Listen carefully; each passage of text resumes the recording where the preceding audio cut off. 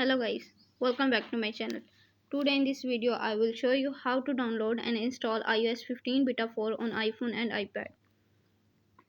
First of all, subscribe to my YouTube channel and press the bell icon to get new tech videos. Now let's start the video. Open the Safari app on your iPhone. On the Safari page, tap betaprofile.com, tap go, scroll down, tap install profile,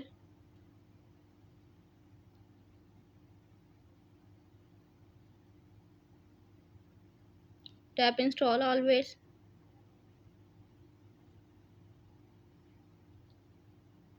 tap allow, tap close, then go back home screen. Open setting app,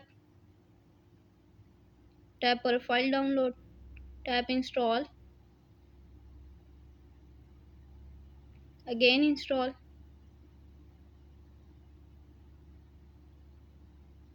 tap not now, tap done, go back general, tap software update.